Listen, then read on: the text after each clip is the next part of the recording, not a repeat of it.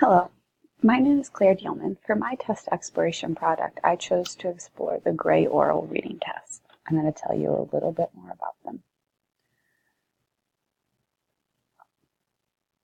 It's written by J. Lee Widerholt and Brian Bryant. It's published by ProEd, and their address is written on the screen. You can also find them at their website to find more information. They were originally published in 1963. The fourth edition, however, was published in 2001, and the fifth edition, being the newest, published in 2012. So the cost for the entire complete kit is $275. This includes everything that the examiner and the examinee would need to complete the test. It consists of two forms, Part A and B. Each has 16 reading passages and questions that follow. The time varies depending on the student, around 15 to 45 minutes. Each grade level has a different entry-level story that they start with. Grades 1 through 3, Story 1, grades 4 through 5, Story 2, and grades 6 through 9, Story 4. Now I'm going to tell you a little bit about how it works if you are the examiner. So first of all, the student reads the story out loud, and the examiner records the time and errors. The examiner records the total reading errors under deviations from print. The examiner takes away the student book and asks the comprehensive questions. They record 1 if it's correct and 0 if it's incorrect. They record the total correct responses in the comprehension score box. The examiner would then convert the reading time to the rate score, and then the deviations from print to the accuracy score. They would then add rate and accuracy scores to produce the fluency score. This will help you determine your basals and ceilings. And as you can see listed on the screen, they need to score at least a 9 or 10 in fluency for it to be the basal, and then 2 or less in fluency for the ceiling.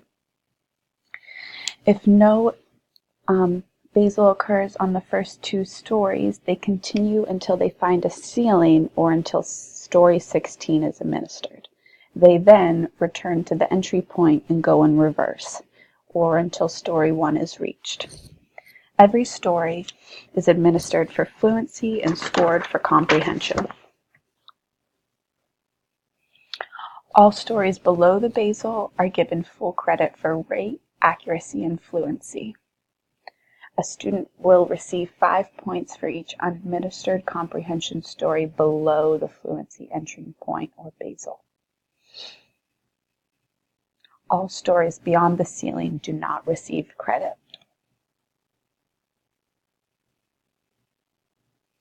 So the purpose of this exam is to help to identify students with reading difficulties and better understand how to make instruction for them. It can also help diagnose reading disabilities, determine strengths and weaknesses in an individual. It can help evaluate their reading process over time and gather information on reading research. The Gray Oral Reading Test, they like to gather a lot of information on students, and then they use it to update their information as they have with the 5th edition. They have collected new normative data between 2008 and 2010 in order to update their exams. They extended the testing range from 6 years, 0 months to 23 years, 11 months. So this gives a broader range of age that the test can be used on. They also added the basal and ceiling rules to become more efficient, and they made the questions more passage dependent. They sampled a large sample of students in various states, and they did consider gender, race, parents' education, household income to determine that they had a wide range of students surveyed.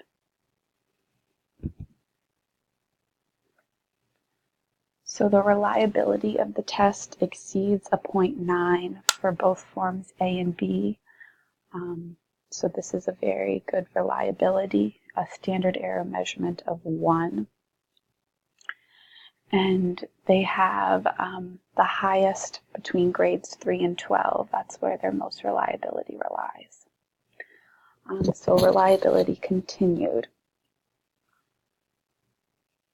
So here are more testing samples that they have used to find different reliability, and they wanted to determine if the test retest would have reliability as well, also between both forms A and B, as they could be a little different. So types of validity: content description validity, criterion prediction validity, and construction identification validity.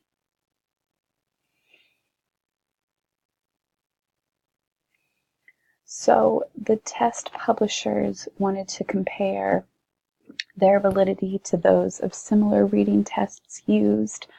And as you can see the list of reading tests on the screen, they compared them and they determined that the Gray oral reading test is a very valid measure of reading ability. So there are various types of scores that this test produces. Rate is the amount of times in seconds it took a student to read a story. The accuracy is the number of words the student pronounces correctly when reading the passages. Fluency is the combination of rate and accuracy. Comprehension is the number in the story that the students answered correctly from the passages. And oral reading index. It combines fluency and comprehension scaled scores. So the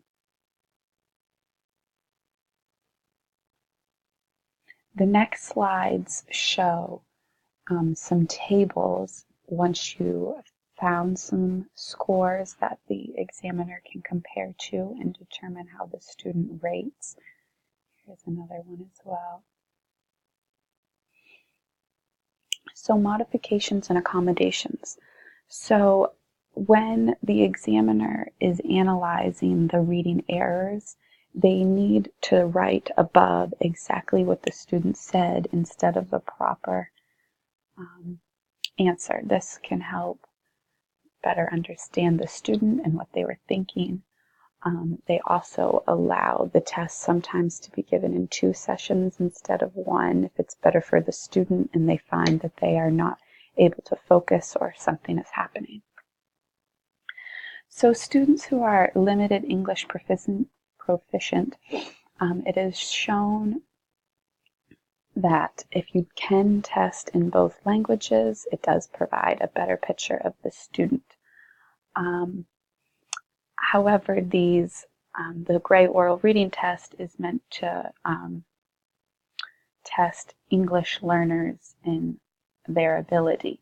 This can cause inaccuracy in students who aren't as proficient in the English language.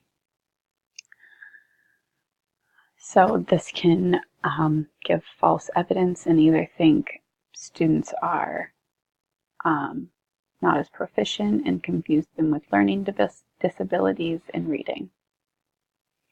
So the examiner should have had previous formal training and assessment. They want them to be comfortable with giving the test and not have any questions and thoroughly understand all the material. So the publishers had created this following list to show what the students should do. What the examiner should do before they administer it to the student. So they should read the manual. They should administer the test in an environment that is distraction-free, well-ventilated, well-lighted, quiet, private, and comfortable. This will ensure that the student is as focused as possible and very comfortable to ensure most accurate results. They should also let the student know the purpose of the test, make the student feel comfortable in the setting that they are receiving it. If they should look at the reader and read their body language. If they are losing interest, they are not going to be as focused and ready to listen. They should also praise and encourage the reader, but they shouldn't over-encourage, letting them know when they got an answer right or wrong. They should remain objective but positive. So to review this exam, I found this review, and they mentioned that because there are multiple choice involved, it can be a disadvantage. Either students can have a weak memory and they won't be able to remember the choices, or they can just remember or guess the answer and not actually have been paying attention. I will also talk about a few more pros and cons of the test. So pros. It provides a sample of student performance. This can be used to compare themselves individually or in a larger group. The passages are very short, so the test only takes 15 to 45 minutes, so you can keep students' attention much easier. It analyzes rate, fluency, validity, and accuracy all in one test.